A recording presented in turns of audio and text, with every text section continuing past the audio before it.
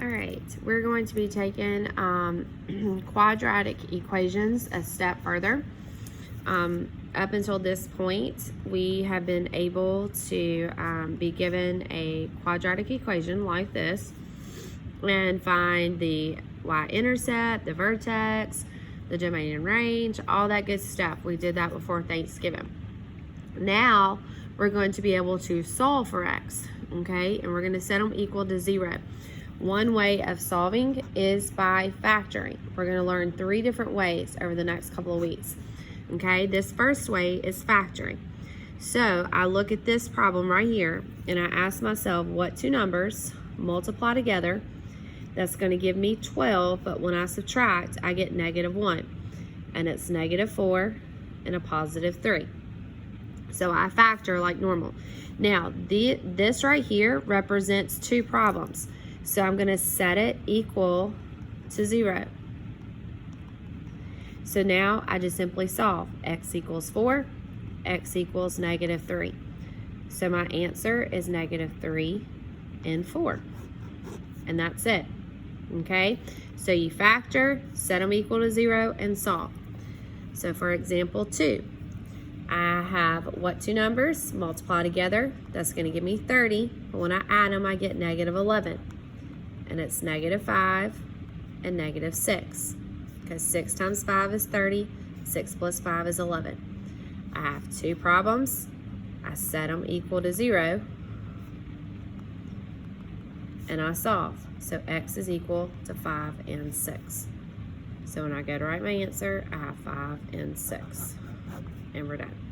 Okay, there's one more other type problem I want to go over. If you copy this down, x squared plus 4x equals 0. Okay, here, this isn't a trinomial, so what can I factor out? I still ask myself, what can I factor? And I can factor out an x. So I'm going to take out an x. That's going to leave me x plus 4 equals 0. I still have 2 problems. X equals 0, x plus 4 equals 0. So x is going to equal to 0 and -4. There's my answer. Okay?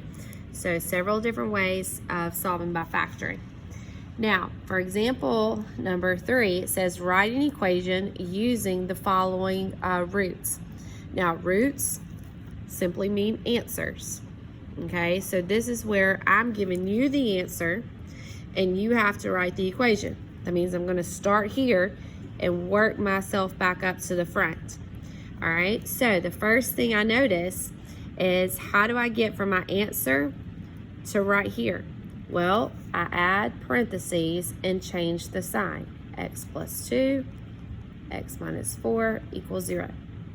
Okay, because if you notice, all I'm doing is I'm working the problem backwards. So how do we go from here to our answer?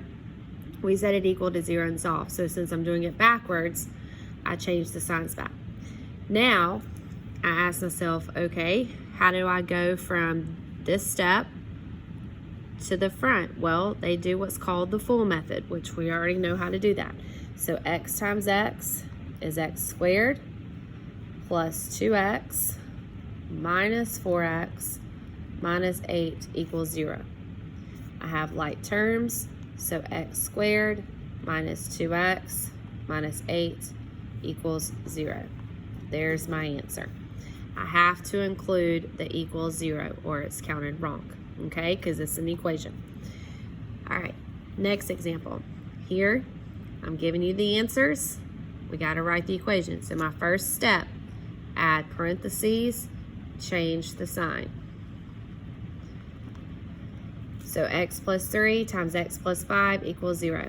Now I do the full method. X squared plus 3x plus 5x plus 15 equals 0. Have like terms, x squared plus 8x plus 15 equals 0. There's my answer. Okay? Now, for this last one, this one's going to be different, so you'll probably need to push stop, rewind, and go back and look at this one again. Okay, same rules. I have x minus 1/3 times x plus 4 equals 0. Okay, I do the full method. X squared minus 1/3 x plus 4x minus 4 over 3 equals 0, because 4 times negative 1/3 is negative 4 over 3. Now, I have to add like terms, so I have to find a common denominator because I'm dealing with fractions. So x squared minus 1/3 plus 12 over 3x minus 4 over 3 equals 0. Now, let me explain what I did. This 4 has to become a fraction, and it has to have a denominator of 3 so I can add them together or subtract. So 12 over 3 reduces to 4. Now, I'm going to, I notice I have like terms. So 1 minus 12 is 11 minus 4/3 equals 0. All right. Now, here's the last part. I can't have fractions in my answer, so I've got to get rid of this 3. So we're going to change what the problem looks like, and I'm going to multiply the whole thing by 3. So that's 3x squared plus 11x minus 4 equals 0, because the 3's cancel. That's my answer. Okay? You do this every single time. So make sure when you're working these, go back and look at, push pause, and then go back through. All right, last problem. I'm going to review factor by grouping. When you're factoring by grouping, you want to take the first two and see what you can factor out. I can factor out a 2, and I can factor out an a. That's going to leave me 4a plus 5b squared. Then I'm going to look at these two. I can take out a b. That's going to leave me 4a plus 5b squared. The good news is that these, what's left in parentheses, is going to match. That way you know that you've done it correctly.